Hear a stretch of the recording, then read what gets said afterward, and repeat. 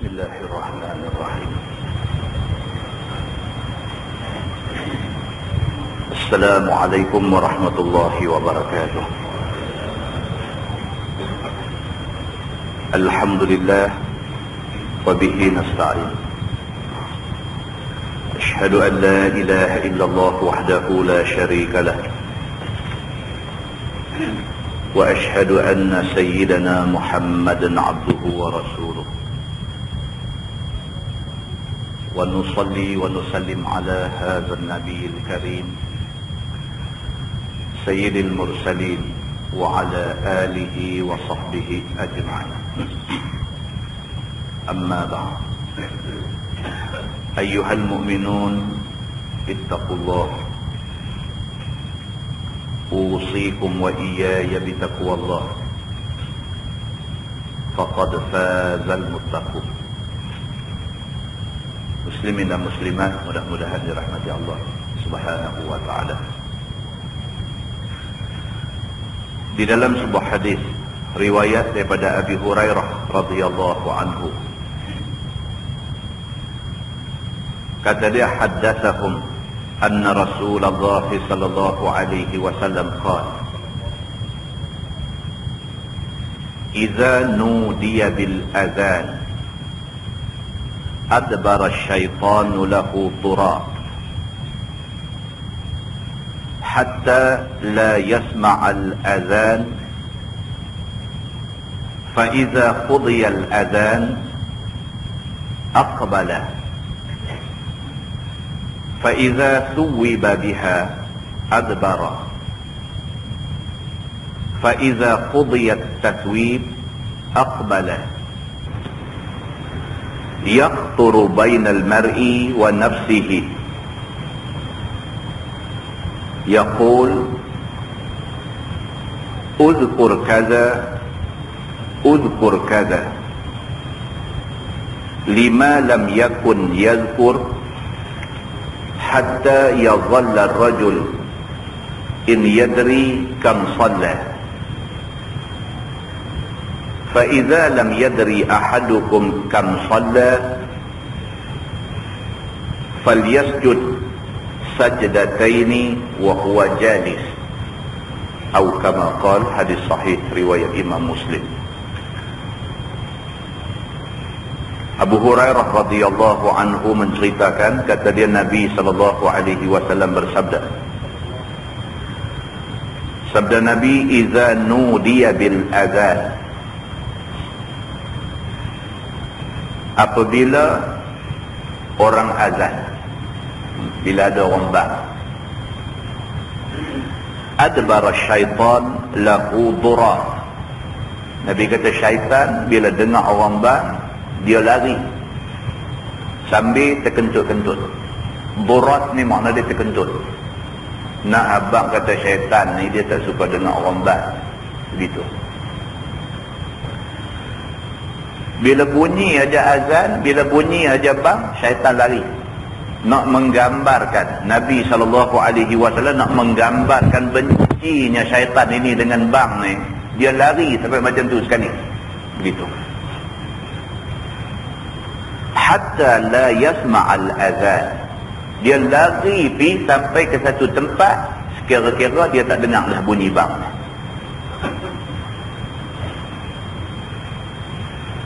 Faiza qudiyal adhan, apabila habis aja bang tu, selesai aja orang tu bang, aqbala, dia patah balik, mai balik. Ni yang kata syaitan. Bila bang, dia lari. Lari ni sungguh-sungguh punya lari.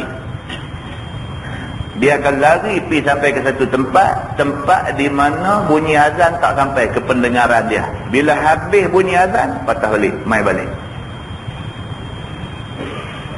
Faiza thuwiba biha adbara. Macam tu juga, dia patah-patah balik mai, qamat pula. Bila dengar aja bunyi qamat ni, adbara, lari pula. Maknanya yang kata iblis, yang kata setan ni, jenis bunyi sebut nama Allah ni tak suka. Itu maksudnya. Faiza qudiyat tathwib aqbala. Habis aja orang iqamah, orang qamat habis, patah balik mai balik. Dia mai balik itu dalam keadaan orang duk semayang ni, yakhturu bainal mar'i wa nafsihi. Dia akan mai, dia akan mula berbisik-bisik dalam hati dan pada pendengaran orang yang duk semayang ni. Bunyi bang dia lari, habis bang dia mai balik. Bunyi qamat dia lari, habis qamat dia mai balik. Bila orang start semayang aja, maka mulalah kerja dia. Dia buat apa? Yakhturu bainal mar'i wa nafsihi. Dia main duk bisik macam-macam benda, dia bisik ke hati kita ni, bagi kita teringat macam-macam. Yaqul, kata Nabi, setan ni, iblis ni, dia kata apa? Dia kata uzkur kaza, uzkur kaza. Dia kata cuba hang ingat benda ni, cuba hang ingat benda ni, cuba hang ingat benda ni. Macam-macam benda dia suruh kita ingat masa tu.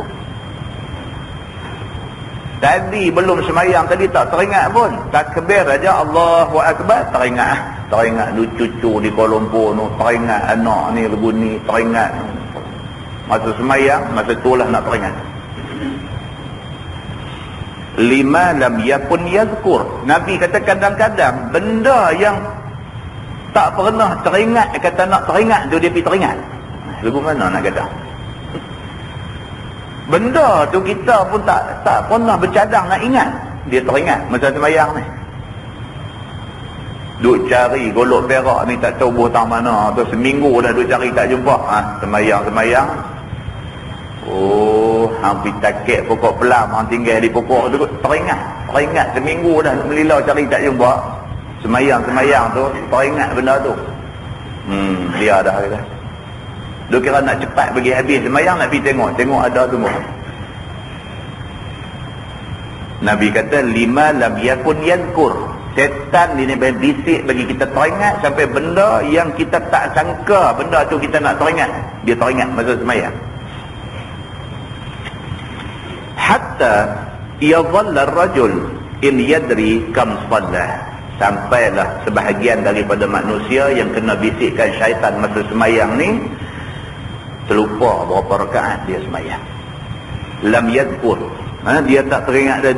Dia kata benda tu dia tak teringat dah. Kam solat, berapa rakaat dah semayang? 3 ke 4. Jadi begitu. Ini adalah akibat daripada bisikan syaitan. Nabi kata fa iza lam yadri ahadukum kam solat. Nabi kata kalau siapa-siapa yang menghadapi benda ni semayang terlupa 3 ke 4. 4 dah ke dah terlajak 5 ke? 4 dah ke dah terlajak 5 ke? Siapa yang jadi benda ni pada dia, falyasjud sajdataini wa huwa jalis. Nabi kata maka hendaklah dia sujud 2 kali dalam keadaan dia duduk. Maknanya sujud sahwi. Hadis itu hadis sahih riwayat Imam Muslim. Muslimin dan muslimat yang dirahmati Allah sekalian. Daripada hadis ni dapat kita faham bahawa yang pertama sekali, syaitan dia tak lepas kita. Yang kata syaitan ini, Nabi kata yajri min ibni adam majrad dam. Dia berjalan, dia berlari di dalam badan manusia ni pada jalanan, pada larian darah manusia. Tang mana badan kita ada darah, tang tu ada syaitan. Maknanya syaitan dia tak lepas kita. Kita tengah semayang pun dia tak lepas kita. Cuma setan dia pantang dengan bang, dia pantang dengan qamat saja. Apabila nama Allah dilaungkan kuat-kuat, yang tu dia tak boleh. Walaupun begitu, berlaku pada Nabi SAW kelupaan ketika semayang. Dan sabit keterangan Nabi SAW lupa bilangan rakaat dalam semayang ini sabit daripada hadis-hadis Nabi SAW. Tapi kelupaan Nabi itu bukan kerana bisikan syaitan. Ini nak kena faham. Kerana ulama sepakat mengatakan Nabi SAW terpelihara daripada terpedaya dengan syaitan. Maka lupa yang berlaku kepada Nabi SAW itu adalah lupa satu kerana nak menunjukkan Nabi itu manusia. Maka manusia itu boleh terlupa. Bukan kerana bisikan syaitan, tapi kerana sifat manusia. Lupa, maka Nabi satu orang manusia, maka Nabi juga tak terlepas daripada sifat manusia, kadang-kadang lupa. Yang kedua, ulama menegaskan lupa Nabi itu sebenarnya adalah ditakdirkan oleh Allah Subhanahu wa taala, supaya lupa itu ditunjuk penyelesaian dia, dan penyelesaian itu menjadi syariat kepada umat dia. Di antaranya ialah hadis riwayat daripada Abi Hurairah radhiyallahu anhu. Kata dia, "Shalla bina Rasulullah sallallahu alaihi wasallam ihda salati al-'ashi, imma adh-dhuhra wa imma al-'asra. Fasallama fi rak'atayn. Thumma ata jiz'an fi qiblatil masjid. Fastanada ilaiha mughdabah. Wa fil qaum Abu Bakr wa Umar. Fahaba an yatakallama wa kharaja sara'anun nas. Qusiratis salah. Faqama Dzul Yadain faqala ya Rasulullah aqusiratis salah am nasita?" Fanadhara an-nabi sallallahu alaihi wasallam yaminan wa shimalan. Faqala an-nabi sallallahu alaihi wasallam ma yaqul Dzul Yadain? Qalu sadaqah. Lam tusalli illa rak'atayn. فصلى ركعتين وسلم ثم كبر ثم سجد ثم كبر فرفع ثم كبر وسجد ثم كبر ورفع أو كما قال. hadis sahih riwayat Imam Muslim. Abu Hurairah radhiyallahu anhu menceritakan, kata dia, kami satu hari semayang dengan Nabi sallallahu alaihi wasallam menjadi imam kami.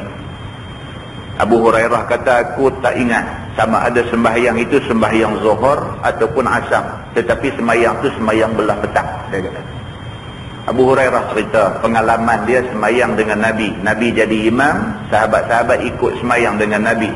Dia kata sembahyang tu sembahyang petang, tapi aku tak ingat sama ada sembahyang tu zuhur ataupun asar, tak ingat, dia kata. Fasallama fi raka'ataini, baru 2 rakaat Nabi bagi salam. Nabi jadi imam semayang, sahabat-sahabat ikut.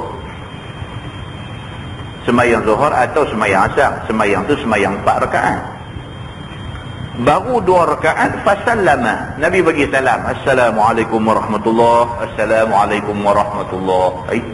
2 rakaat bagi salam lah. Summa ata jiz'an fi qiblatil masjid. Habis Nabi bagi salam, Assalamualaikum warahmatullahi, Assalamualaikum warahmatullahi. Nabi bangkit pi arah ke arah kiblat ni. Nabi bangkit pi berjalan arah ke depan tu. Nabi pi dekat satu jiz'ah, satu pokok kurma. Ada arah ke depan kiblat tu. Nabi habis bagi salam, bangkit pi ke pokok kurma tu. Fastanada ilaiha mughdabah. Nabi pi ke pokok kurma tu, Nabi sadar hal keadaan Nabi ni mughdabah, nampak macam marah. Nampak pada muka Nabi, pada wajah Nabi sallallahu alaihi wasallam ni macam marah. Wa fil qaum Abu Bakr wa Umar. Dalam ramai-ramai hadut semayang ni yang duk jadi makmum semayang dengan Nabi ni, dalam ramai-ramai ni ada Sayyidina Abu Bakar, ada Sayyidina Umar pun ada. Fahaba an yatakallama, tapi dua-dua ni, baik Abu Bakar baik Umar, ini orang kanan Nabi, dua-dua ni tak berani nak pergi bercakap dengan Nabi. Lepas semayang dengan Nabi, semayang zuhur ataupun semayang asar, semayang yang 4 rakaat, tiba-tiba 2 rakaat Nabi bagi salam. Habis bagi salam, Nabi bangkit berjalan pergi ke depan, pergi sadar dekat satu pokok kurma. Muka Nabi nampak macam marah. Oleh kerana yang muka Nabi macam tu, jadi sahabat-sahabat tak berani lah. Takkan Nabi ada apa masalah, apakah Nabi nak marah ke tak berani. Walaupun Abu Bakar dan walaupun Umar, dua-dua orang ni sahabat, orang kuat Nabi, orang kanan Nabi, orang yang boleh pergi bercakap dengan Nabi, orang yang dapat muka daripada Nabi SAW. Tapi oleh kerana nampak keadaan Nabi itu mughdab, nampak macam marah, dua-dua ni tak berani pergi. Tapi duk berketui dalam hati ni, pasal apa ni semayang ni patut 4, tapi pasal apa Nabi buat 2? Tapi nak pergi tanya tu tak berani. Kata Abu Hurairah, wa kharaja sara'anun nas. Dalam pada masing-masing duk tanda tanya ni pasal apa semayang 2 rakaat. Dalam masing-masing duk tanda tanya tu, wa kharaja sara'anun nas. Keluar pula satu kumpulan orang yang jenis sara'an.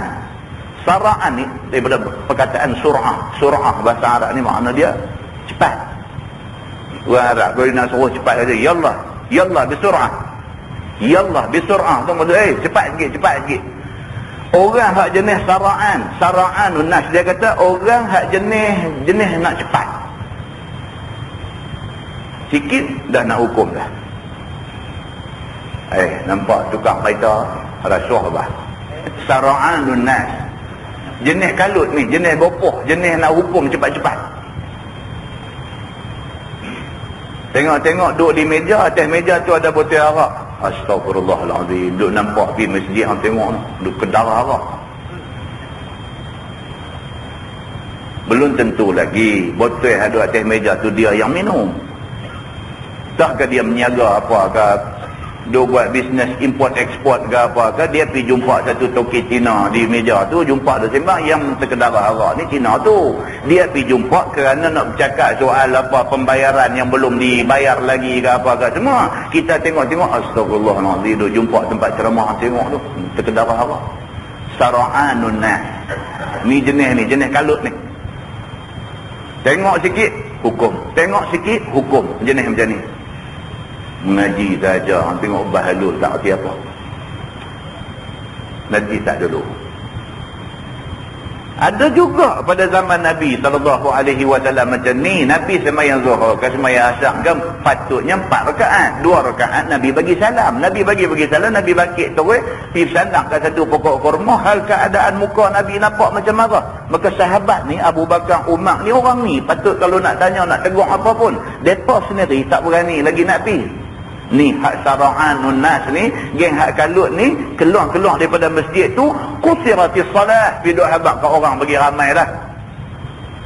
Kalau orang belah Penang tu kata buat ramai, keluar pergi buat ramai dah. Qusiratis salah, mereka kata semayang lohong, semayang asar ni dah potong bagi jadi tinggal 2 lah. Nabi tak kata lagi pun, kata semayang lohong potong jadi 2. Nabi tak kata pun semayang asar ni potong bagi jadi 2. Dia mendahului Nabi dah no, pergi abang ke orang. Ni jenis sara'anun nas. Ya mak berhormat, Tok Guru ni Aziz baru sakit, depa abang kata mati dah. Sara'anun nas. Ni jenis sara'an ni. Apa benda ni yang dia buat kalut ni, apa benda? Bagus ke kita mengembangkan berita tak betul pula melibatkan kematian? Bagus ke?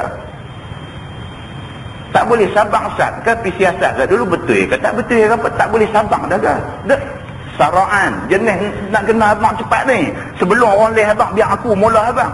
Hak aku nak abang tu betul ke tak betul? Ini cerita dia. Hadis ni tuan-tuan, bila kita baca pengajaran tu kita nak ambil, kita jangan tidur buat kalut dulu tu. Setiap satu benda ada penjelasan dia. Dia ni keluar daripada masjid, qusiratis salah. Dia kata semayang dah potong ringkas dah, 4 jadi 2 dah. Hidup habaq kau orang. Faqama Zul Yadain. Ada satu orang sahabat Nabi, digelar dia dengan nama Zul Yadain. Ini ada banyak tafsiran tentang benda ni lah. Zul Yadain ni ada sebahagian ulama kata Zul Yadain ini, Zu maksudnya orang yang memiliki dalam bahasa Arab. Bila kata Zu makna dia orang yang memiliki. Kalau kata Zul Iman maksudnya orang yang memiliki iman. Zul Yadain maksudnya orang yang memiliki 2 tangan. Kita pun ada 2 tangan juga, kenapa tak panggil Zul Yadain? Oh, sebahagian ulama kata dia dipanggil Zul Yadain kerana tangan dia ni berlain pada tangan orang lain. Tangan dia labuh sikit, tangan dia panjang lebih pada orang lain. Ada lagi sebahagian ulama kata dia seorang diberi pengecualian. Kalau orang lain masa rokok, tangan kena duduk di kepala lutut. Tapi Zulyadain oleh kerana tangan dia ni panjang sikit daripada orang lain, maka dia dibenarkan masa rokok tangan dia duduk bawah pada lutut, duduk kat betih. Bila tangan dia duduk kat betih, baru belakang dia dapat sama. Ini cerita tentang Zulyadain, tetapi tidak sabit daripada hadis yang terang yang menceritakan tentang panjangnya tangan Zulyadain ini. Cuma cerita-cerita daripada tulisan-tulisan ulama, begitu sahaja. Maka kerana tidak ada keterangan nas yang jelas tentang pasal apa dia dipanggil Zulyadain, maka sebahagian ulama pula terang. Dia kata Zulyadain, orang yang memiliki dua tangan ini, dia dipanggil macam tu kerana dia satu orang yang kuat menderma. Maka kerana tu dia dipanggil Zulyadain, orang yang memiliki dua tangan, sebagai gambaran kata tangan dia ni duk bagi ke orang banyak. Itu cerita tentang Zulyadain. Tapi apa pun Zulyadain ni dia tak boleh. Dia duk tunggu tengok Sayyidina Abu Bakar, Sayyidina Umar tanya pun tak tanya. Dia tak tanya pun kau hak buat ramai duk keluar abang dah, lorong dah potong tinggal dua dan sebagainya. Betul ke benda ni? Maka faqama Zulyadain. Zulyadain pun bangkit berdiri, dia pergi ke Nabi. Faqala, dia kata dekat Nabi, ya Rasulullah, aqsiratis salat am nasita? Dia kata, ya Rasulullah, dia kata minta maaf nak tanya. Dia kata, adakah sembahyang kita ni sudah dipendekkan? Maknanya Zuhur Asar yang 4 ni adakah sudah dijadikan 2? Adakah satu wahyu baru turun ke? Memotong, merengkahkan sembahyang yang 4 menjadi 2? Am nasita? Ataupun adakah Tuan lupa? Ditanya. Zulyadain ditanya. Pasal apa? Pasal dia rasa benda ni perlu diberi penjelasan. Pasal ni kawan duk buat ramai dah di luar no. Saat lagi dia salah faham pakai duk buat lohok dua, duk buat asyak dua pula. Sedangkan ini bukan bab semayang jamak semayang qasar. Jadi Zulyadain bangkit, dia kata, ya Rasulullah, adakah sembahyang sudah direngkahkan daripada 4 jadi 2? Am nasita, ataupun Tuan terlupa? Fanazara Nabi sallallahu alaihi wasallam yaminan wa shimalah. Nabi pun bila dia tanya lagu tu, Nabi nazara yaminan wa shimalah. Nabi pun beralih kanan beralih kiri. Apa semayang 2 apa pula? Rupanya Nabi terlupa. Bila dia ni mai tegur, Zulyadain tegur ni, dia Nabi kata apa ni? Dia mai tanya pasal adakah semayang dah direngkahkan 4 jadi 2? Lupa apa ni? Nabi beralih kanan beralih kiri. Faqala Nabi sallallahu alaihi wasallam, Nabi kata, ma yaqulu Zulyadain. Nabi kata, ni apa yang Zulyadain kata ni? Nabi kata, ma yaqulu Zulyadain. Zulyadain kata apa ni? Betul-betul Nabi lupa. Qalu, barulah sahabat ramai-ramai semayang tadi ni kata, sadaqah. Depa kata, betul ya Rasulullah. Apa yang Zulyadain tanya tu betul. Lam tusalli illa raka'atain. Tuan semayang tadi sebenarnya 2 rakaat saja. Zuhur kita duk biasa semayang 4, Asar kita duk biasa semayang 4. Tadi Tuan jadi imam semayang tadi, Tuan semayang 2 saja. Jadi itulah yang Zulyadain tanya, betul ke semayang ni dah dipotong 4 sudah jadi 2 ke, ataupun Tuan terlupa? Fasalla raka'atain. Nabi dengar macam tu, terus patah balik daripada duduk depan, duduk sandang kat pokok kurma tu, terus patah balik, mai balik duduk di atas sejadah ni, sambung lagi doa. Fasalla raka'atain. Nabi patah balik mai duduk situ, terus sambung lagi 2 rakaat. Wa sallama. Kemudian Nabi bagi salam, assalamualaikum warahmatullahi, assalamualaikum warahmatullahi. Lepas itu summa kabbara summa sajada. Nabi Allahu akbar, Nabi sujud. Summa kabbara farafa'a. Kemudian Allahu akbar, Nabi bangkit duduk antara 2 sujud. Summa kabbara wa sajada. Kemudian Allahu akbar, sujud balik. Summa kabbara wa rafa'a. Kemudian Allahu akbar, bangkit pula duduk antara 2 sujud. Kemudian Nabi bagi salam. Hadis itu hadis sahih riwayat Imam Muslim. Baik, hadis ni nak cerita dekat kita bahawa Nabi SAW adalah manusia biasa. Maka kerana Nabi SAW itu manusia biasa, maka Nabi tidak terlepas daripada terlupa. Dan ada pun kaifiat bagi orang-orang yang semayang, tiba-tiba dia syak rakaat ataupun dia terlupa, maka buat macam mana yang ditunjuk di dalam hadis sahih tadi, bagaimana cara nak selesaikan masalah itu. Kesimpulan dia tuan-tuan, kalau kita semayang, kita syak sama ada 3 ataupun 4 rakaat. Syak 3 ke 4 rakaat ni, 3 ke 4 rakaat, Nabi kata, maka pegang yang pasti. Yang pasti apa? 3 pasti dah lah, cuma 4 ni tak pasti. Aku semayang ni 3 ke 4, 3 ke 4, 3 tu tentu dah, pasti dah, cuma 4 ni yang duk ragu ni, 3 ke 4. Maka Nabi kata pegang yang pasti. Yang pasti ialah yang sikit. Kalau duk ingat 3 ke 4, 3 ke 4, maka kira 3. Kalau semayang tu semayang yang 4 rakaat, tambah 1 rakaat lagi. Lepas habis tambah 1 rakaat lagi, selepas habis tahiyat akhir, sujud. Sujud sahwi ni pula dia ada 2 pendapat di kalangan ulama mazhab Syafi'i sendiri. Yang pertama, ada kata sujud sahwi ini dikerjakan sebelum bagi salam. Ada kata boleh dikerjakan walaupun selepas bagi salam, berdasarkan hadis yang kita baca tadi.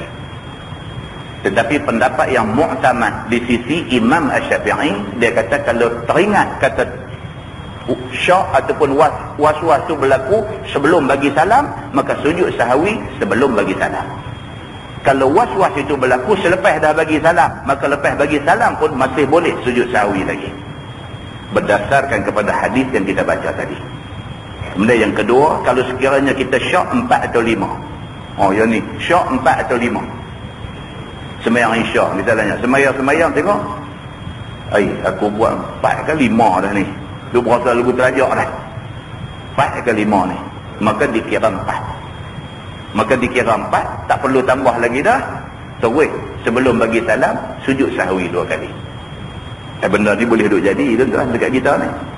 Kemudian lagi satu kesimpulan, dia kata kalau dah bagi salam, bangun semula. Dan bangun tu bukan dengan takbiratul ihram, tetapi dia panggil dengan takbir intiqalan. Tak payah duk usolli lain pula, apa Allahu akbar, duk ingat balik saja aku sembahyang fardhu isya ni, terlupa 1 rakaat punya apa, tak gaduh.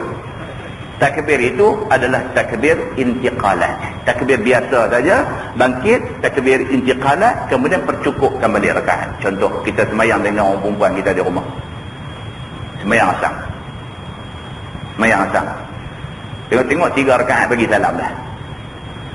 Yang orang perempuan ni pun satu, dia tak tahu nak abang lagu mana kat kita. Abang cara silap pun ada juga. Silap pun. Saya kata hajam tu tak boleh. Kan?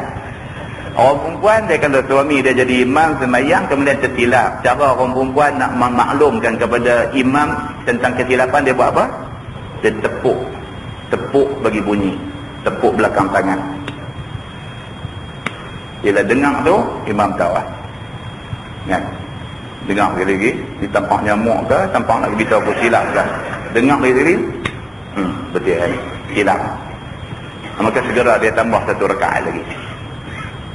Kalau kata dia tak tahu nak abang lagu mana ni, kontor ni nyanyong lupa dah ni, baru 3 rakaat dia bagi salam dah, dia duk iya, kita bagi salam dah, Assalamualaikum warahmatullahi, Assalamualaikum warahmatullahi.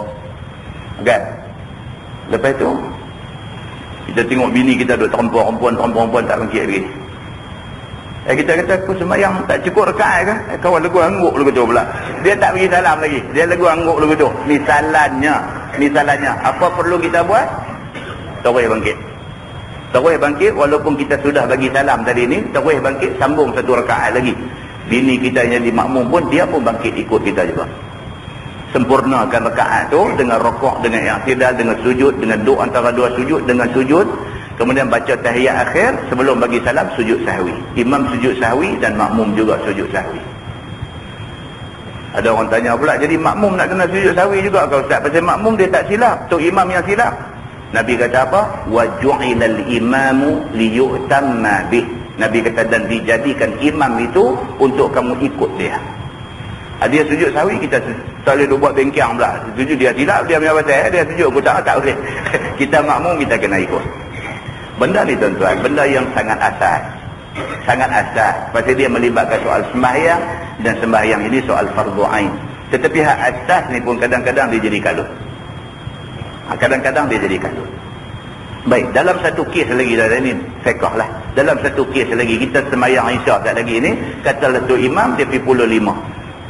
Tu imam puluh 5, apa makmum perlu buat? Makmum tak boleh ikut. Dalam keadaan dia tahu, dia tak boleh ikut menambah rakaat itu. Sebaliknya makmum duduk tahiyat akhir. Makmum duduk tahiyat akhir. Imam ni dia masa nak bangkit rakaat kelima tu dia duk was-was. Aku ni 4 dah ke 5.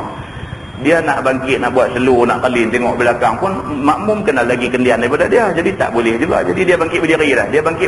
Dia berasa lagu sunyi di belakang. Makmum dah duduk tahiyat akhir, dia bangkit berdiri. Bila dia bangkit berdiri, dia beralih sikit, nampak semua orang duduk. Apa imam perlu buat? Terus duduk. Dalam mazhab Syafi'i, dia kata kalau imam tu nak terus juga, dia nak baca Fatihah juga, pasal dia kata dia dah berdiri dah, dia nak baca Fatihah juga, dia nak rukuk, dia nak i'tidal, dia nak sujud, biar dia terus. Makmum duduk tahiyat akhir, tunggu dia. Sampailah dia duduk tahiyat akhir, dia baca tahiyat akhir, dia bagi salam, baru makmum bagi salam. Dan selepas dia bagi salam, makmum kata, Ustaz, 5 tadi. Betul ke dia kata? Betul. Dia sujud sahwi aja. Sembahyang itu sah. Sembahyang itu sah berdasarkan hadis yang sahih. Ini bukan ulama fiqh buat hukum sendiri-sendiri. Ini berdasarkan hadis yang sahih.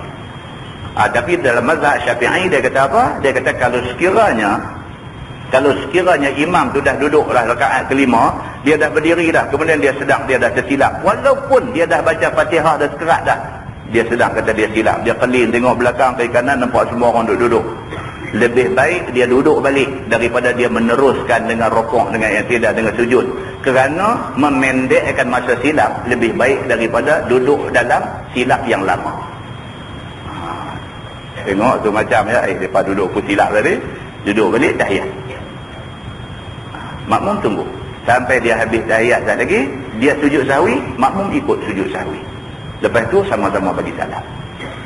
Ini cerita dia. Dan benar ni sabit daripada hadis-hadis yang sangat sahih.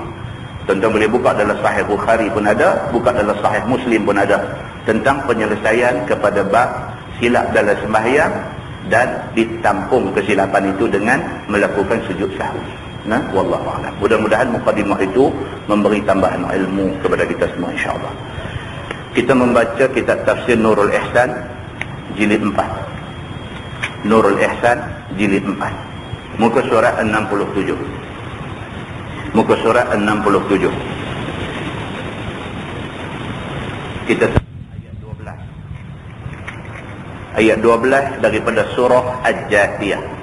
A'udzu billahi minasyaitonir rajim. Allahul ladzi sakhkhara lakumul bahra litajriyal fulku fihi bi amrihi walitabtaghu min fadlihi wala'allakum tashkurun. Bermula Allah Subhanahu wa taala itu Tuhan yang menghina bagi kamu akan laut dengan dijadikan akan dia licin lagi sama tinggi, supaya berjalan perahu kapal padanya, yakni pada laut itu dengan izinnya, yakni dengan izin Allah Subhanahu wa taala. Itu dia. Dalam ayat yang kita baca tadi, Allah Subhanahu wa taala beritahu semua makhluk yang ada dalam alam ni Allah tundukkan depa kepada manusia, menunjukkan bahawa manusia ni di antara makhluk istimewa yang Tuhan buat. Makhluk Tuhan ni banyaklah. Yang bernyawa ni selain daripada manusia ada macam-macam lagi. Ada macam-macam lagi. Binatang ni dengan segala jenis binatang, dengan segala macam pokok-pokok apa, semua ni makhluk Tuhan belaka. Semua makhluk yang ada dalam dunia ni selain daripada manusia dijadikan oleh Allah Subhanahu wa taala dia tunduk kepada manusia. Laut yang macam tu punya luas, laut yang begitu punya dalam, laut yang begitu punya menggerunkan, laut yang begitu punya hebat, laut tu tunduk kepada manusia. Manusia reka kapal, manusia reka kapal selam, manusia reka perahu, manusia reka macam-macam benda, pergi duk naik atas belakang laut ni. Duk naik atas laut ni, laut tak boleh buat apa. Pasal apa? Pasal Allah Subhanahu wa taala dia sakhkhara lakumul bahra.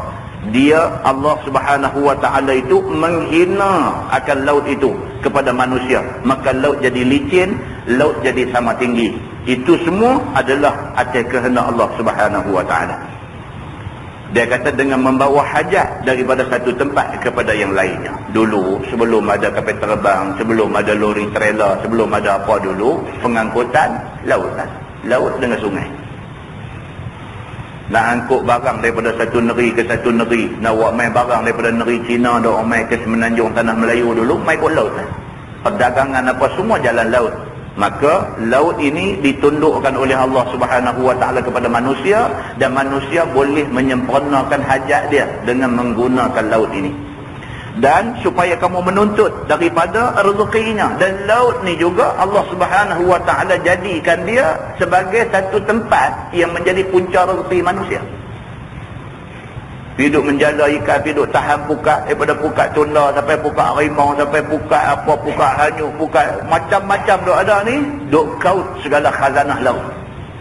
Daya herannya tak pernah habis-habis sampai lah ni, dia kata. Dan mudah-mudahan kamu syukur kepada Allah Subhanahu Wa Taala, Tuhan yang empunya kurnia nikmat itu. Sepatutnya manusia bila dia tengok macam ni punya anugerah Allah kepada dia, kena syukur sangatlah. Kena syukur sangatlah. Laut boleh bekerja sama dengan kita. Pasal apa laut boleh bekerja sama dengan kita? Pasal Allah suruh dia bekerja sama dengan kita. Padahal laut boleh sepanjang-panjang masa, dia bergelora sepanjang masa. Sampai kita nak cicah kaki dalam air laut pun tak boleh. Boleh kalau Allah nak jadikan laut macam tu. Laut tak tunduk kepada kita. Tak boleh. Dengan air laut ni tak boleh. Kita pergi tepi pantai pun dia main macam mulut naga apa, dia telan kita, tarik masuk dalam laut. Laut boleh kalau nak jadi lagu tu. Yang kadang-kadang pun ada jadi. Kadang-kadang orang putih kata once a while, lama-lama sekali jumpa. Yang kata laut bergelora ni, ombak naik sampai hapus kapal besar. Tapi dalam banyak keadaan Allah jadikan laut ni tunduk kepada manusia. Dia terpaksa tahan belakang dia. Bot duk pergi belah, kapal duk pergi belah atas belakang dia, dia terpaksa tahan.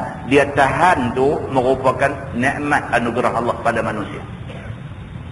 Maka kamu beriman dengan dia. Kita bila ingat balik nikmat Tuhan bagi ini, sepatutnya meningkatkan iman kita kepada Allah Subhanahu Wa Taala. Firman Allah, "Wasakhkhara lakum ma fis samawati wa ma fil ardi jami'an minhu." Dan menghina Allah bagi kamu akan barang yang di dalam langit. Tak cukup dengan laut dan barang dalam laut, Allah menghina semua barang yang ada di atas, di angkasa raya sana. Daripada matahari, bulan, bintang dan lainnya. Semua ni kena tunduk kepada manusia atas kehendak Allah Subhanahu Wa Taala. Matahari yang nampak punya hebat tu, manusia boleh ambil manfaat daripada dia. Buat apa? Buat jemuk baju bagi kering. Buat jemuk padi bagi kering. Buat guna cahaya matahari tu untuk nak mencari kehidupan. Semua tu menunjuk kata makhluk di angkasa sana terpaksa tunduk kepada manusia ni. Manusia boleh ambil manfaat daripada dia. Padahal matahari yang merupakan lautan, apa dia panggil?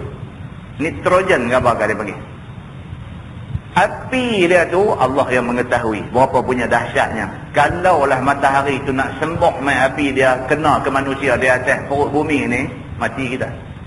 Tapi Allah tak izin dia buat macam tu dekat kita. Sebaliknya kita boleh ambil manfaat daripada dia.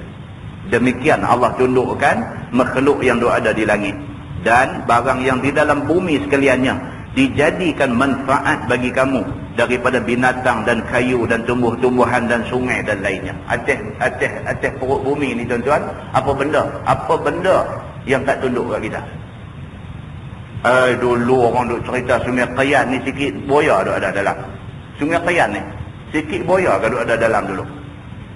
Oh dulu kalau Teluk Ipir tu tuan-tuan, Teluk Ipir tu rumah duduk di gigi-gigi Sungai Qayan ni, di Teluk Ipir tu, bawah rumah tu buaya main duduk sidai. Saya duduk mengajar di Tanjung Rombang dulu ni, ada budak tak main sekolah. Kita tanya pasal apa tak main, tak boleh main, dia kata nak turun rumah takut. Pasal apa? Buaya duduk tidur orang rumah. Bukan lama, baru 14 tahun aja.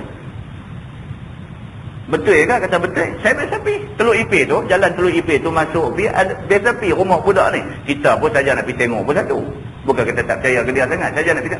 Izin Allah Subhanahu Wa Taala, tengok dengan mata. Ada sungguh. Duk sangkut dagu dia bawah kayu apa bawah rumah pun tu. Tu macam yang duk relax. Tapi lah ni tuan-tuan, nak jumpa buaya sekong dalam Sungai Qayan pun payah. Pasal apa? Buaya takut kat orang lah ni. Sebab hari ni orang tengok buaya, dia tidak melihat buaya, dia melihat RM. Nampak buaya tu?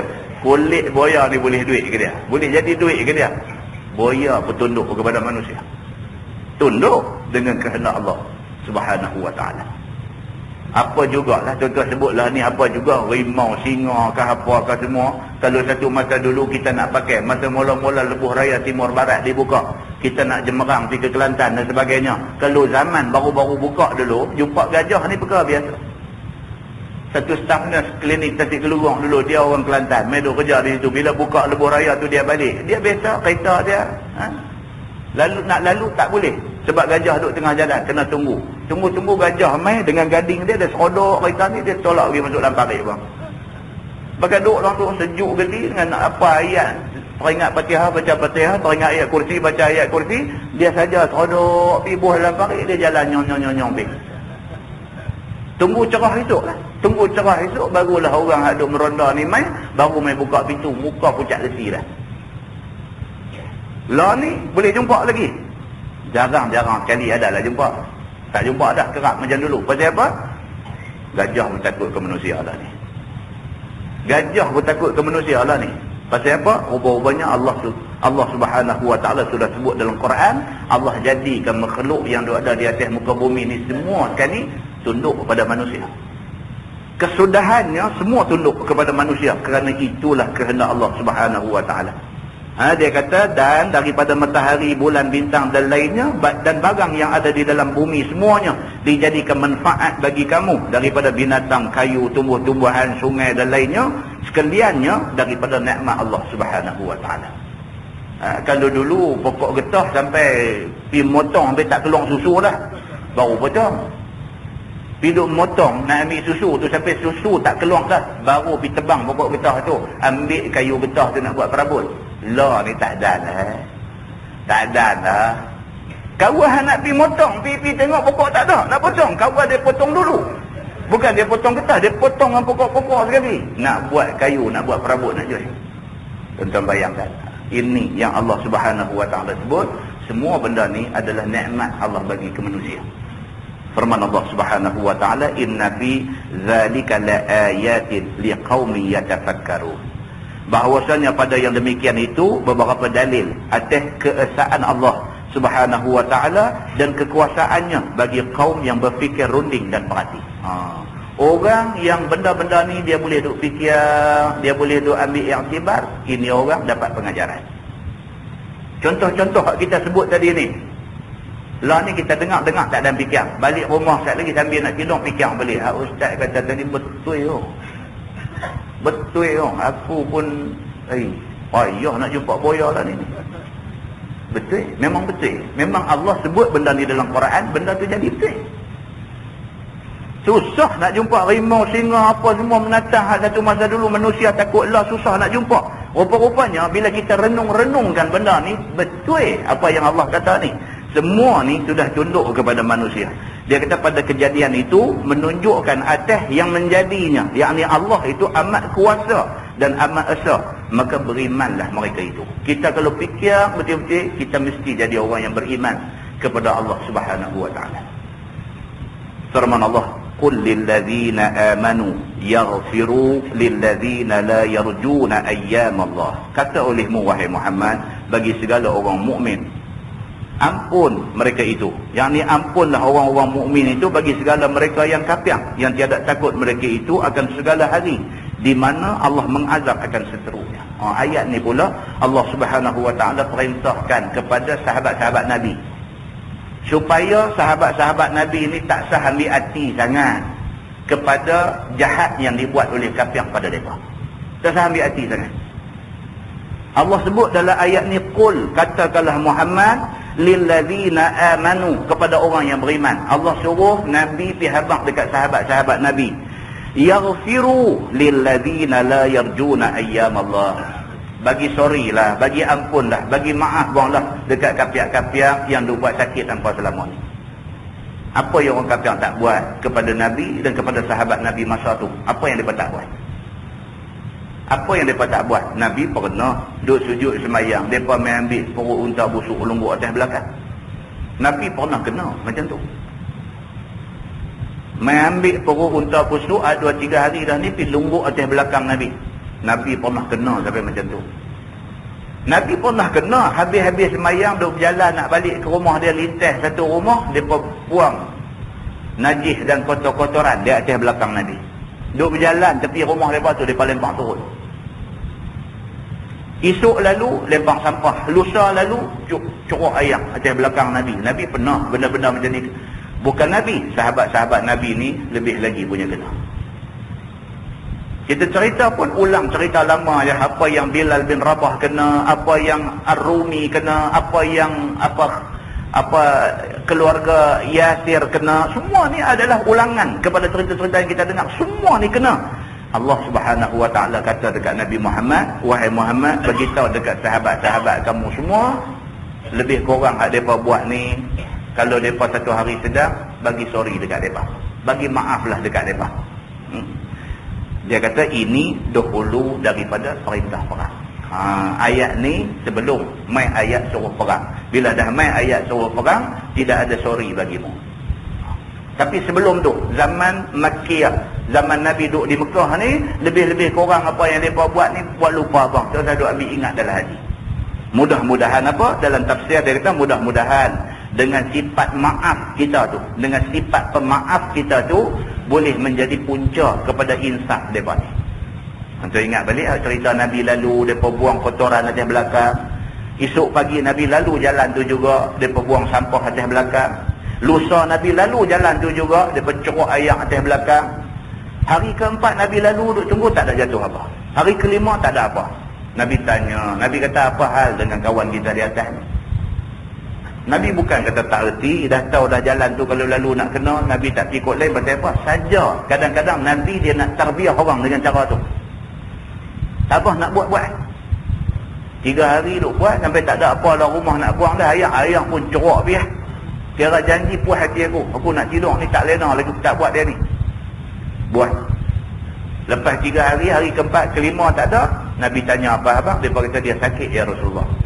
Nabi balik suruh isteri dia buat sawit. Sawit ni makanan muai Arab lah. Buat saji. Nabi pergi naik di atas no. Nabi tengok dia, Nabi pegang dia, Nabi tanya dia sakit ke, Nabi dia apa? Kemaafan. Nabi naik bersalam dengan dia, Nabi pegang dia, Nabi suap makanan masuk mulut dia. 3 kali Nabi suap, dia kata aslimni ya Muhammad, aslimni ya Muhammad. Dia kata wahai Muhammad, bagi aku jadi orang Islam, bagi aku jadi orang Islam. Ini cerita dia. Rupa-rupanya Nabi buat tu sabit dengan ayat Quran yang kita baca ni. Allah perintah suruh buat macam tu. Firman Allah, liyajziya qauman bima kanu yaksibun. Supaya membalas Allah Subhanahu wa taala akan kaum yang beriman itu dengan barang yang ada mereka itu usahakan dia, yakni daripada ampun bagi orang-orang kafir, walaupun orang kafir menyakiti mereka, dan akan Nabi dan akan orang Islam sekaliannya. Itu dia. Balas kebaikan. Orang buat jahat kat kita, kita buat baik kat orang. Kita buat baik kat orang tu bukan kita bodoh, tapi kita cerdik. Pasal apa? Orang buat jahat, kita buat baik. Allah bagi lagi ganjaran kebaikan di sisi Allah pada kita. Tuan-tuan, kita kalau tak ada sifat ni, permusuhan tak habis atas muka bumi ni. Kalau tak ada pihak yang mau bagi maaf, permusuhan tak habis. Tapi bila ada pihak yang mau beralah, mau bagi maaf, permusuhan boleh dikurangkan di atas muka bumi. Begitu.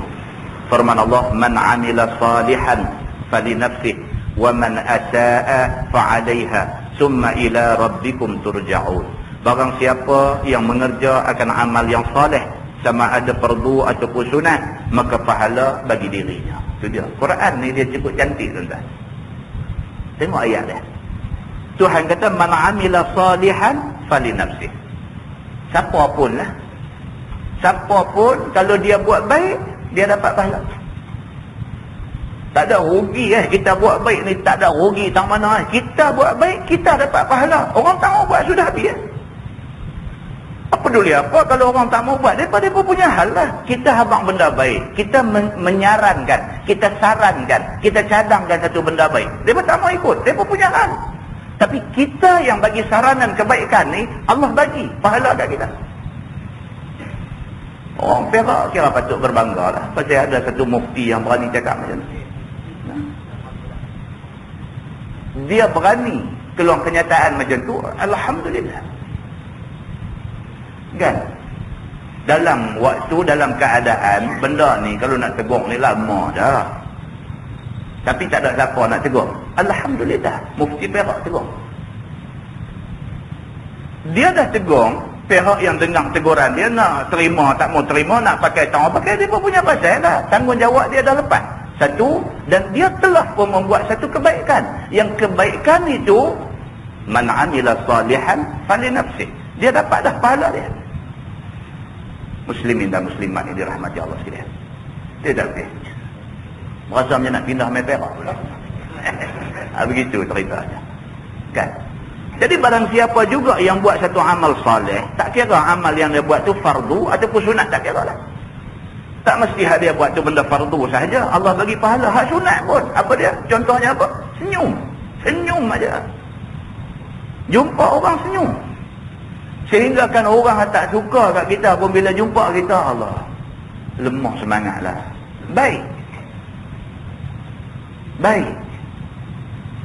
Orang tengok air muka kita, orang tengok senyum manis kita, orang rasa tu kebaikan kita tu, orang rasa itu satu kebaikan.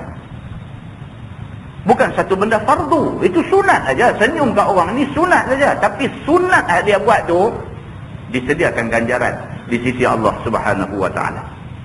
Maka pahalanya bagi dirinya, yakni bagi diri orang yang buat baik itu, manfaat dengan dapat masuk syurga dan dapat nikmatnya. Itu dia.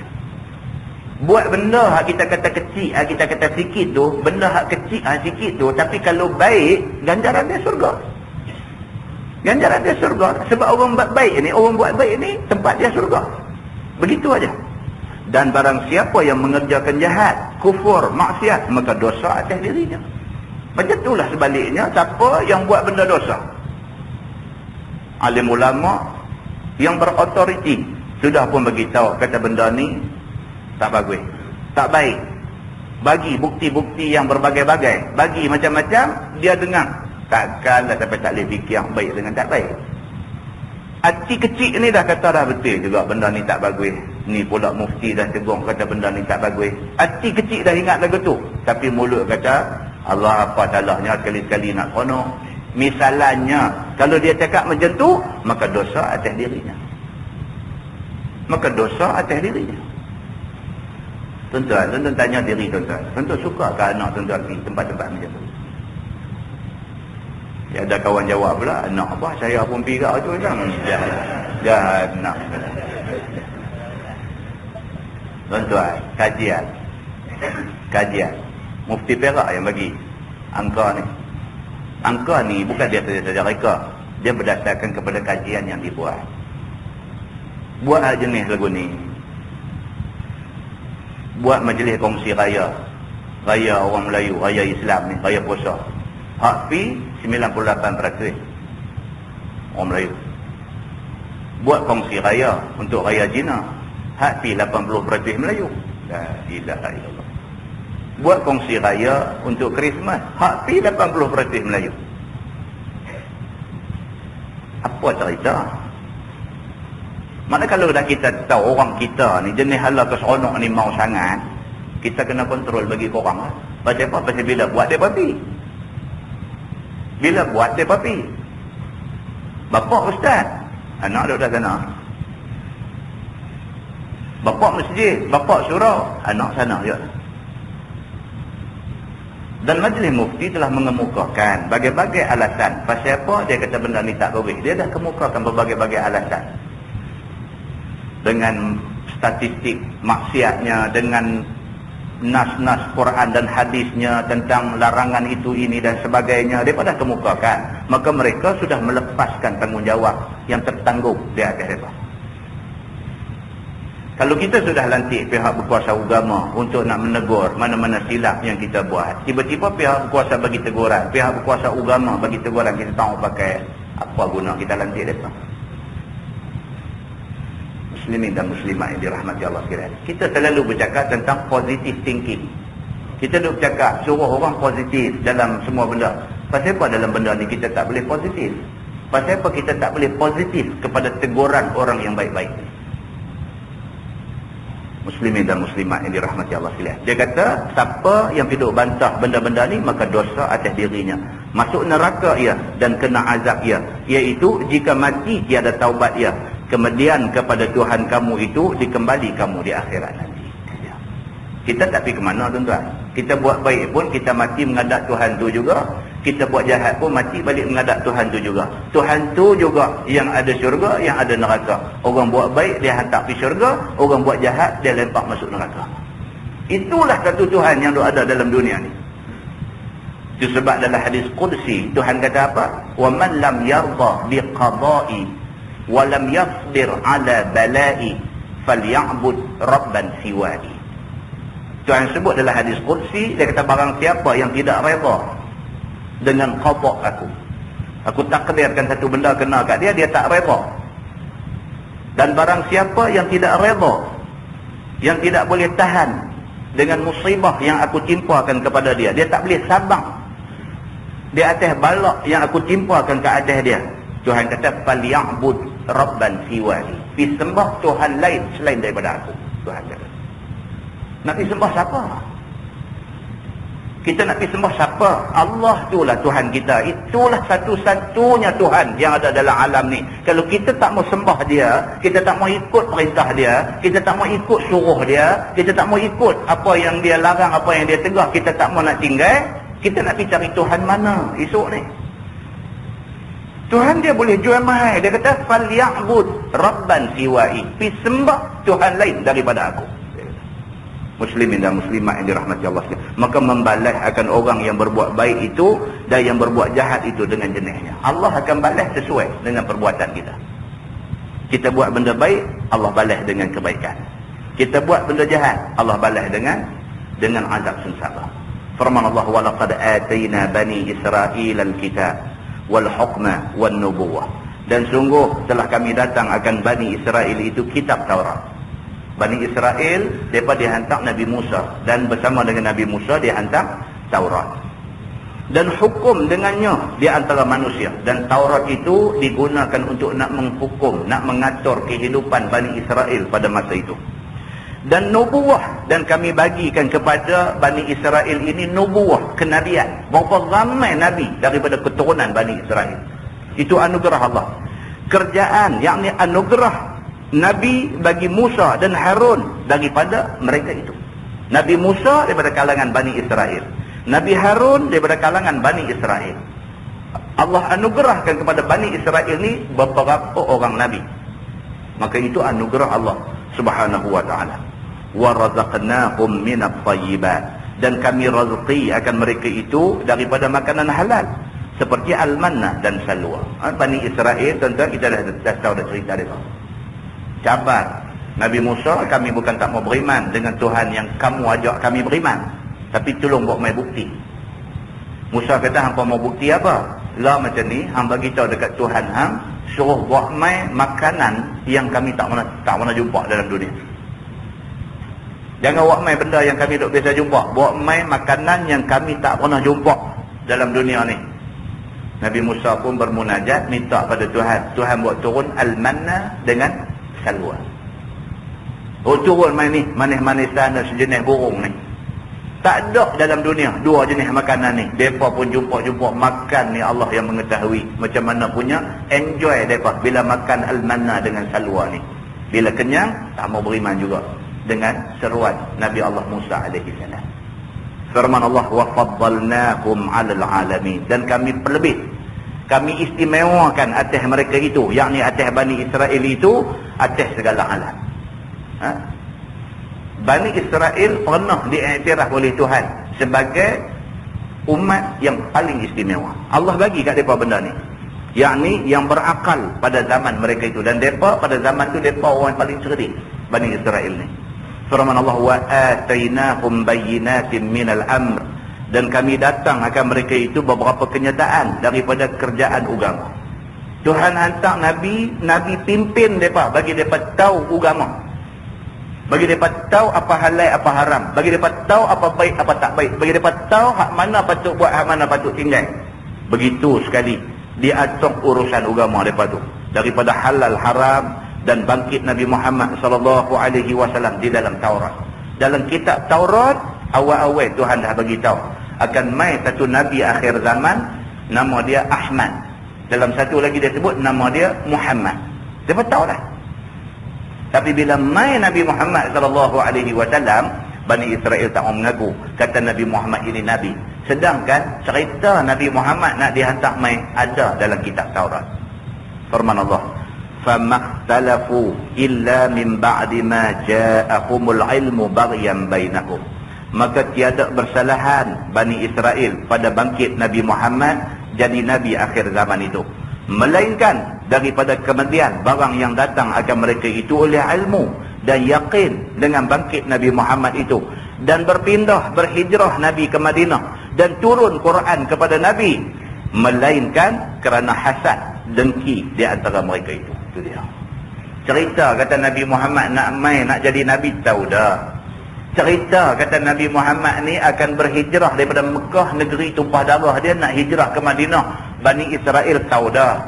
Cerita tentang Nabi Muhammad SAW akan terima satu kitab, nama kitab tu Quran, tahu dah. Dalam Taurat dah cerita dah benda ni. Tapi bila mai Nabi Muhammad, dia tak boleh terima. Pasal apa? Semata-mata kerana hasad dan dengki. Satu, dengki pasal apa? Pasal Nabi Muhammad bukan daripada Bani Israel. Nabi Muhammad orang Arab. Maka mereka tak suka. Mereka mau Nabi daripada Bani Israel juga. Kerana tu, mereka tak mau Nabi Muhammad. Yang kedua, kerana apa? Kerana sebelum Nabi Muhammad mai, mereka lah rojokkan dalam masyarakat. Mereka lah rojokkan dalam masyarakat. Apa-apa orang tanya ulama' mereka. Ulama' Bani Israel ini, ulama' kitab Taurat ni, mereka yang dirojok. Tapi bila main Nabi Muhammad, orang semua pakat pergi kat Nabi Muhammad, hati sudah sakit. Hati sudah sakit. Ada benda ni leceh, tuan-tuan. Ada benda ni leceh. Sakit hati, hasad, dengki ni benda yang cukup tak bagus. Dia kata, yang membawa kepada engkar mereka itu, tidak beriman mereka itu dengannya, yakni dengan Nabi Muhammad SAW, dan juga dengan Quran yang diturunkan pada Nabi. Firman Allah, inna rabbaka yaqdi bainahum yawmal qiyamah fima kanu fihi yakhtalifun. Bahwasanya Tuhan engkau ya Muhammad lagi menghukum antara mereka itu pada hari kiamat, pada barang yang ada mereka itu padanya bersalahan pada kerja agama. Maka dibalas yang beriman dengan syurga, dan dibalas yang kafir dengan neraka. Itu dia. Mereka saja bantah Taurat, tuan-tuan. Dalam tafsir dia cerita panjang lah. Ulama' Bani Israel ni, bila Nabi Muhammad dah bangkit, orang-orang yang ikut mereka, orang-orang yang duk beriman dengan Taurat ni, ditanya kepada rahib-rahib mereka, pada ulama' mereka lah. Ditanya, ni betul ke ni ada satu Nabi lagi akhir zaman, nama dia Muhammad, dia daripada kalangan bangsa Arab? Maka rahib Bani Israel ni, dia guna lengan jubah dia lebar ni, dia katuk muka surat yang menceritakan tentang Nabi Muhammad SAW. Dia katuk. Dia kata, aku duk baca kitab ni lama dah, aku tidak pernah jumpa keterangan tentang datangnya Nabi lain. Nampak? Pasal apa dia buat begitu? Pasal dengki, iri hati, hasad dan sebagainya. Begitu. Firman Allah, summa ja'alnaka ala syari'atin minal amr. Kemudian kami jadi akan dikau wahai Muhammad atas satu syariah, atas satu jalan daripada kerja agama. Bila Allah lantik Nabi Muhammad jadi Nabi akhir zaman, Nabi Muhammad membawa satu syariah. Syariah ni tentang makna apa? Kita duk kata mahkamah syariah. Orang tu kata mahkamah syariah. Oh, mui pandai bila ubah. Syariah pula lah. Kan? Mahkamah syariah. Ada sebut mahkamah syariah. Kan? Syariah tak ada. Kan? Mahkamah syariah. Syariah ni daripada perkataan syariah. Syariah ni makna dia tariq. Bahasa Arab makna dia jalan. Jalan. Kan orang pergi Mekah kan jumpa lah. Tarik. Dia kata, nak minta jalan tu, duk usung orang sakit nak bawa pergi tawaf kan. Tarik. Lambat elok sikit dia rampung. Macam tarik tu makna dia jalan, bagi jalan macam tu. Tarik itu syariah. Syariah itu jalan. Makna dia, syariah ni makna dia jalan. Jalan agama. Maka kita ikut syariah Islamiah, kita ikut jalan agama Islam, ikut Quran dengan hadis. Itu syariah Islamiah. Begitu. Firman Allah, fattabi'ha wa la tattabi' ahwa'al ladzina la ya'lamun. Maka hendaklah engkau ikut akan dia, yakni akan syariah itu. Kita disuruh ikut syariah, ikut jalan agama. Jalan agama apa dia? Quran dengan hadis.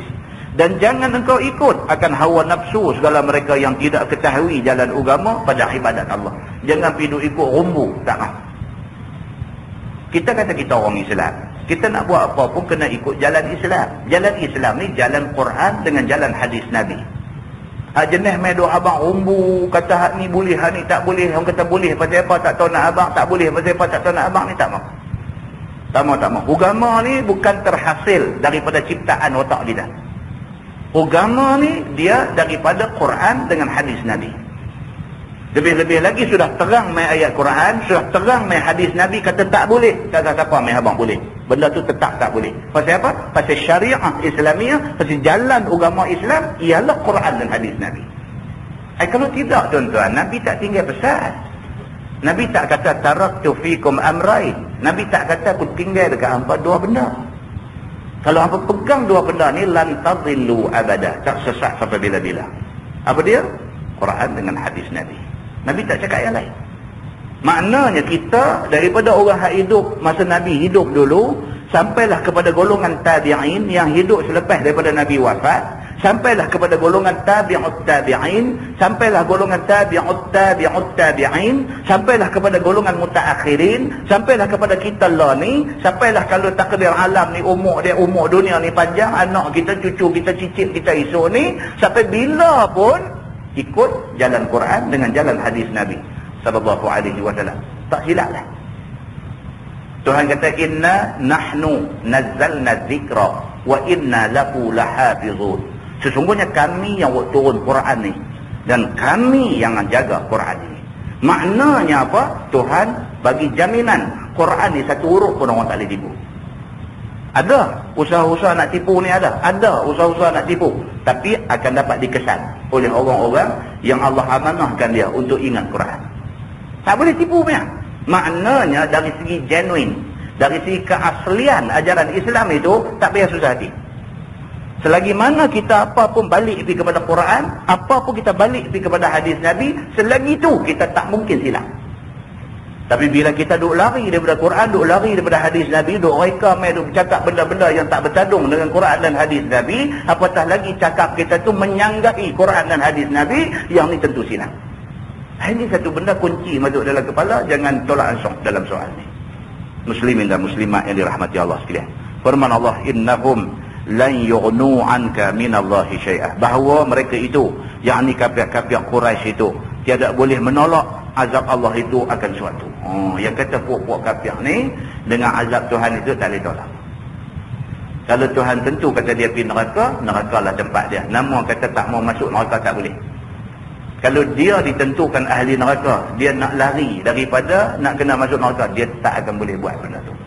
Pasal apa? Pasal itu sudah ditentukan oleh Allah Subhanahu wa taala, kejahatan dia mesti dibalas dengan neraka. Maka dia tak boleh nak menyalahi ketentuan. Ba'duhum awliya'u ba'd. Dan bahawasanya segala kafir itu bermula setengah mereka itu wali, setengah yakni tolong menolong sama sendiri. Mereka itu tiada berwali kepada Allah Subhanahu wa taala. Itu dia. Tuhan kata nama kata orang zalim, orang kafir ni depa mesti tolong sama-sama mereka. Tajuk dia apa? Tajuk dia nak serang Iraq. Tajuk dia nak serang Iraq. Siapa yang menjadi kepala yang menaja serangan ke atas Iraq ni siapa? Amerika. Siapa sokong dia? Semua negara kafir sokong dia.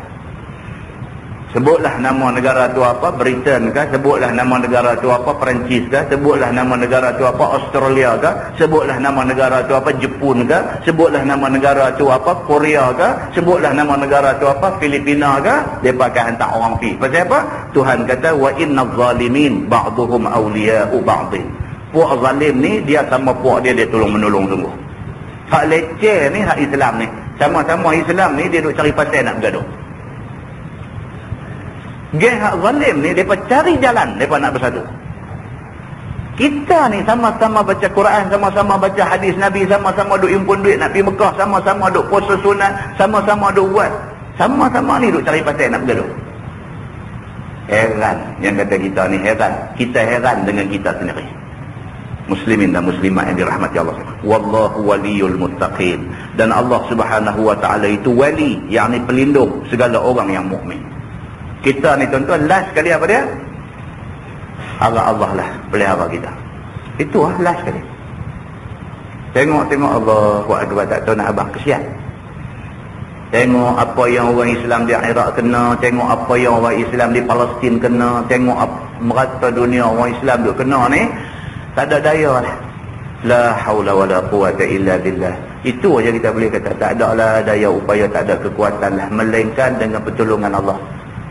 Last kita kata wallahu waliyul muttaqin. Allah lah yang akan jadi pelindung kepada orang yang muttaqin. Begitu. Yakni yang takut Allah Subhanahu wa taala dengan junjung segala suruh dan menjauhi segala tegahnya.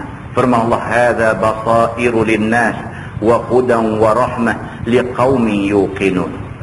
Bermula ini Quran. Segala tanda bagi manusia yang melihat mereka itu padanya, yakni pada Quran, akan segala hukum, yakni dan hudud dan hukum seksa dan petunjuk dan rahmat bagi kaum yang yakin mereka itu dengan bangkit hari kiamat itu, yakni bangkit hidup dengan roh dan jasad. Itu dia. Ni yang kata Islam ni apa? Dia kata hadza basairu linnas. Yang kata Islam ni bermula, Islam itu bermula Quran itu segala tanda bagi manusia yang melihat mereka itu padanya. Orang Islam kalau betul-betul dia Islam, dia buka Quran, dia tengok Quran ni. Dalam Quran itu ada hukum. Dalam Quran itu ada hudud. Ada sempadan-sempadan yang ditentukan Allah. Hudud tu daripada perkataan had. Had ni makna dia sempadan. Orang kata had kelajuan. Sempadan kita boleh laju takat 90 km saja. Had jamak dia hudud. Quran penuh dengan hudud, penuh dengan sempadan-sempadan. Nak makan, makanlah apa pun. Janji benda tu benda baik, makanlah. Kulu minat tayyibat. Quran kata makanlah benda-benda yang baik-baik. Tapi dalam Quran juga dia beritahu hurrimat alaikumul maitah waddama walahmal khinzir. Diharamkan ke atas kamu makan bangkai, daging babi, benda ni tak boleh. Darah dan sebagainya tak boleh makan. Pasal apa yang Quran larang makan benda-benda ni, sedangkan tadi dia kata makanlah apa-apa pun, janji benda tu baik, makan. Tiba-tiba main tentang benda ni Quran juga kata tak boleh makan. Pasal apa? Pasal benda yang Quran kata tak boleh makan tentu tak baik. Kita orang Islam boleh pergi takat sempadan hak baik aja. Bila nak pergi ke sempadan tak baik, Quran akan larang. Maka kalau orang tu betul-betul Islam, beriman kepada Allah, dia duk baca Quran, dia akan jumpa benda-benda ni. Dia akan dapati dalam Quran penuh dengan hukum. Kita tak mau ikut. Semua hak Tuhan sebut dalam Quran kita tak mau ikut. Tuan-tuan tengok apa jadi tadi.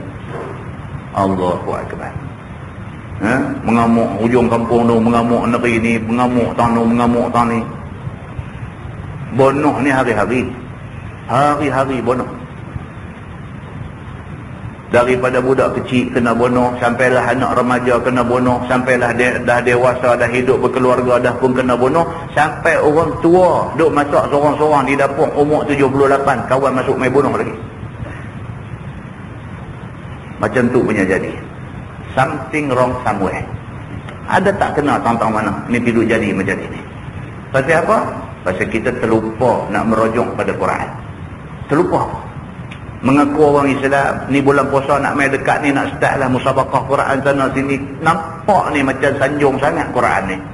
Tapi kita terlupa nak menyelami intipati Quran itu. Apa betul-betul Quran suruh kita buat. Maka akibat dia, Allah Subhanahu wa ta'ala dia buat main. Malapetaka, bala bencana yang tak habis-habis. Muslimin dan muslimat yang dirahmati Allah sekalian. Dan petunjuk dan rahmat. Quran ni juga bukan dia hanya menyimpan hukum hakam dan sebagainya. Dalam Quran juga ada petunjuk. Kita pegang ayat Quran, kita gunakan dia untuk buat pedoman hidup. Kita dapat petunjuk untuk nak menjalani jalan hidup. Ada rahmat bagi kaum yang yakin mereka itu dengan bangkit pada hari kiamat. Kalau betul-betul kita yakin kita hidup akan mati, lepas mati akan bangkit balik di padang mahsyar. Kalau betul kita yakin, dan yakin tu pula hidup dengan roh dan jasad. Macam mana kita lah, macam tu kita nak bangkit di padang mahsyar itu. Kalau lah ni kita reti sakit, kita reti demam, kita reti sedih, kita reti apa, macam tu kita akan rasa di padang mahsyar itu. Di sana kalau sekiranya Allah buat turun matahari jengkai atas kepala, kita akan rasa sakit. Kalau hari ni kita rasa sedih pasal kehilangan anak bini dan sebagainya, di sana esok kita akan sedih pasal hilang segala-galanya. Kalau di sini kita rasa macam tu, di sana kita akan rasa macam tu. Maka yakinlah bahawa kita akan bangkit di hari kiamat esok, bangkit hidup dengan roh dan jasad. Maka kalau betul-betul percaya benda ni, kita tak akan buat benda yang boleh menyebabkan kita susah di sana itu. Muslimin dan muslimat yang dirahmati Allah sekalian. Wallahu a'lam. Lepas ini kita masuk ayat am hasibal ladzina najtarahu as-sayyi'at an naj'alahum kal ladzina amanu wa 'amilus salihati sawa'an mahyahum wa mamatuhum. Adakah sangka oleh segala kafir yang mengusaha mereka itu akan kerja jahat, kufur dan maksiat, bahawa kami jadi mereka itu seperti kami jadi orang yang beriman? Dan adakah beramal mereka itu akan segala amal orang yang saleh bersamaan hidup mereka itu? Dia kata maknanya jangan sangka orang kafir bahawa akan dijadikan mereka di akhirat macam mana orang beriman dari segi senangnya. Maksudnya apa tuan? Maksudnya Tuhan nak kata, kalau hari ini kita masa hidup atas dunia kita bantah, kita engkar Tuhan, jangan kita duk ingat kita bantah ni sana esok nak hidup senang. Jangan ingat macam tu. Ni ayat yang akan datang ni Tuhan kata, kalau kita duk ingat lah ni kita nak buat apa kita buat, sana kita kira lain. Kalau ingat lagu tu silap. Sebab apa yang hang buat lah ni, itulah hasil yang hang akan dapat di sana. Saya selalu kata apa, kalau di atas dunia ni kita duk tanam pokok duri keman, akhirat esok makan duri keman. Tapi kalau di atas dunia ni kita tanam pokok padi, kita tanam pokok buah-buahan, akhirat esok kita dapat hasil yang boleh menyenangkan kita di sana. So, dunia dengan akhirat ni kaitan dia sangat rapat. Baik kita buat di sini, baik balasan di sana. Jahat kita buat di sini, buruk balasan di sana. Aduh tuan-tuan, benda ni bukan benda main-main. Bila kita bercakap tentang agama, kita tidak bercakap tentang benda main-main. Bila kita bercakap tentang agama, agama ini benda serius. Benda yang semua orang dengar dengan keinsafan. Dengan muhasabah diri. Dengar sambil duk fikir. Tuhan kata macam ni, aku buat macam mana? Nabi kata macam ni, aku buat macam mana? Amal soleh yang digesa oleh banyak ayat Quran dan banyak hadis Nabi ni, aku buat terang mana? Macam tu kita, bila kita dengar ni, macam tu dia kena patah balik main kat diri kita. Macam tu dia kena main. Dan adalah menjadi satu silap. Bila kita dengar ni, kita dah nampak, ni dia, ayat ni kena agak ni, ayat ni kena agak ni, ayat ni kena agak ni. Kita terlupa ayat tu sebenarnya untuk kita. Untuk kita. Kita bercakap tentang amal soleh, tuan-tuan. Pejam mata kita fikir 24 jam apa benda amal soleh yang kita buat, yang kita buat. Tak usah kira orang, yang kita buat apa benda. Daripada pagi tadi bangkit tidur sembahyang subuh tadi ni, kita sepas sembahyang subuh tu apa kita buat? Cek daripada situ. Kita mau tanya diri kita, bangkit sembahyang tu, kita sembahyang dah subuh pagi tadi? Satu mula sekali. Kita sembahyang subuh dalam waktu ke kita sembahyang subuh sekeluar waktu ke pagi tadi? Tentu tak kira dah. Bagi orang yang melazimkan diri dia sembahyang jemaah di masjid, di surau ke, ataupun sembahyang jemaah dengan anak bini di rumah dan sebagainya, lepas sembahyang jemaah ada tak dia buka Quran baca buang semuka pagi tadi? Muhasabah kita diri kita ni macam tu. Ini amal soleh. Lepas sembahyang subuh, lepas baca Quran apa sikit sebanyak, kita nak keluar pergi kerja apa semua di tempat kerja, apa satu amal soleh yang kita buat di tempat kerja? Apa kita buat? Adakah di tempat kerja kita, daripada kita masuk pukul 8 suku, daripada 8.30 pagi masuk pejabat sampai keluar 4.30 penuh dengan lara aja di tempat kerja, adakah kita macam tu? Muhasabah balik. Sembahyang zuhur di tempat kerja tadi ni macam mana, buat ke tak buat ke? Kalau buat pukul berapa kita pergi buat? Sembahyang asar tadi ni, kita sebelum balik daripada pejabat sembahyang asar dulu ke? Ataupun sembahyang asar tadi kita balik di rumah pukul 7 sampai di rumah baru sembahyang asar ke? Muhasabah diri kita di situ. Dalam seminggu berapa kali masa yang kita ambil untuk nak main tadah telinga kita, bawa kitab main nak mengaji Quran dengan mengaji hadis Nabi SAW, berapa kali seminggu yang kita pergi dengar? Cukupkah hak banyak kita dengar tu? Padankah dengan umur yang Allah bagi kat kita lah ni? Daripada kuliah kita start pukul 8 suku tadi ni sampai lah ni pukul 9.30, baru sejam suku tuan-tuan. Yang berasa lemah kaki kebas tak ganggar tu, baru sejam subuh. Kita boleh duduk bersila depan TV, duduk tengok Akademi Fantasia, duduk teriak sama dengan anak pinak di rumah ni, malu kat Tuhan je. Kita boleh tunggu sampai berapa jam tu nak habis rancangan tu. Kita boleh tunggu. Kita main mengaji 1 jam suku, duduk tengok jam, duduk korang awak lambat habis nak malam ni. Apa ni kita ni? Ini nak cek amal saleh kita, ini cerita dia. Satu checklist, kita tick tengok kita macam mana. Last jumlah tengok banyak mana yang kita buat dalam 24 jam ni. Banyak mana yang kita buat dalam 7 hari seminggu ni. Banyak mana yang kita buat dalam sebulan 30 hari ni. Banyak mana yang kita buat. Padankah dengan nikmat yang Tuhan bagi, yang kita duk rasa berapa punya banyak selama ni. Duk baca ayat Quran, wa in ta'uddu ni'matallahi la tuhsuha. Kalau hang cuba nak bilang nikmat yang Allah bagi, tak terbilang. Tuhan punya bagi kat kita ni, ingat kita buat balik kat Tuhan tu, padan ke tak padan ke, macam mana kan? Ini cerita dia.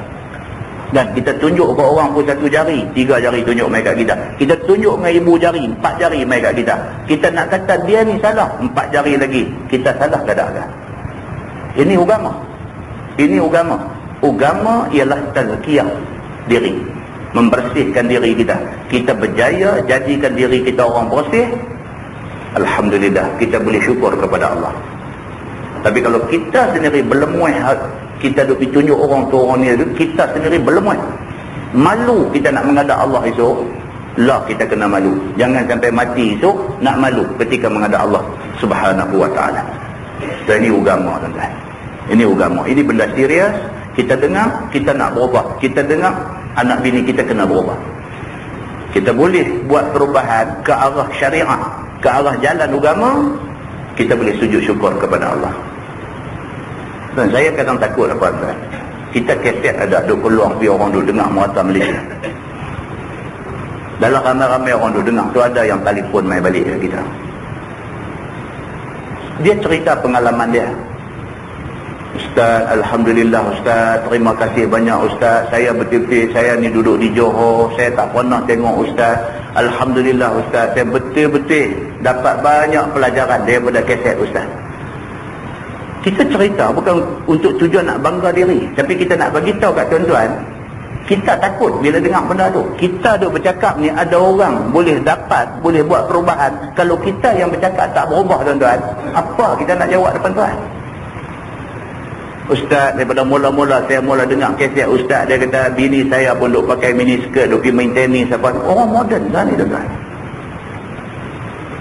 Bini boleh pakai mini skirt main tenis, tuan-tuan faham hidup dia macam mana? Alhamdulillah Ustaz, dia kata syukur banyak-banyak lah ni cerita apa yang perubahan yang berlaku pada mereka lah ni. Kita dengar tu takut tuan-tuan. Takut nu. Quran kata ata'muruna an-nasa bil birri wa tansawna anfus. Adakah kamu seru manusia kepada kebaikan, kamu lupa diri kamu sendiri? Takut. Nu hadis Nabi nu yang kata di akhirat esok masuk-masuk ditunjukkan orang-orang yang duduk dalam neraka ni terkejut sebab Allah tunjuk satu benda yang luar biasa yang berlaku. Satu orang yang depa rasa kenal, tapi dia ni kena azab lagi teruk daripada depa hak berdosa ni. Geng berdosa duduk dalam neraka, tengok-tengok satu orang yang depa kenal, satu dia ni kena lagi teruk azab pada hak jahat-jahat ni. Dia ni berputar-putar, berpusing-pusing dalam neraka ni. Kama yadurul himar birraha. Dia macam, Allahu Akbar, memusin macam mana himar duk pusing pengisar tepung tu, dia kata. Duk musin tu, terkeluar isi perut dia. Sampai ahli neraka ni tanya balik kat dia kata, hang ni bukan amai ceramah mulut Nabi ya tu kan? Allah. Hak kena tu. Hang ni bukankah dulu? Dia kata ya. Lagu mana ni? Hang mai ceramah dekat kami, hang mai mengajar kami, hang macam mana hang teruk pada kami hari ni? Apa jawab kawan yang terborai orang perut dalam neraka ni? Apa jawab dia? Dia kata kuntu amurukum bil ma'ruf wa la atihi. Betul. Dulu aku duk ceramah, aku duk mengajar, aku duk ajak hangpa buat baik, tapi betul-betulnya aku tak buat. Dan macam itulah dulu dia kata aku larang hampa buat benda-benda salah haram itu ni, tapi sengap-sengap tanpa pengetahuan hampa aku buat. Jadi dia kata agama ni bukan benda main-main. Kalau ingat nak main ceramah agama duk mengajar ni pasal apa? Profesion nak main cari duit, nak hidup senang, jangan. Kalau itu niat dia, jangan. Na'udzubillah min zalik. Jaga baik.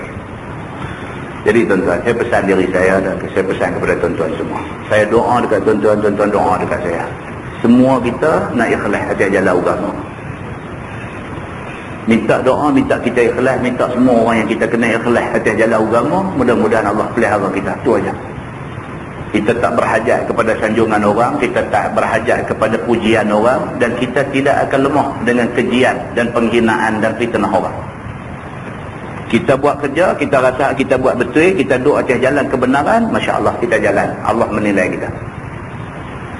Mudah-mudahan tuan-tuan, mudah-mudahan Allah Subhanahu Wa Taala dia tahu isi hati kita. Mudah-mudahan Allah bantu kita dalam kita nak duduk atas jalan kebenaran. Wallahu a'lam.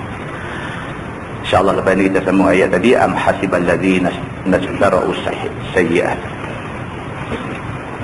Yang baik itu daripada Allah, yang tak baik silap saya. Tanggung dengan tasbih kafarah dan surah Al-Asr. Asyhadu an la ilaha illa anta. Bismillahirrahmanirrahim. Innal insana illa allazina amanu. Rasulullah.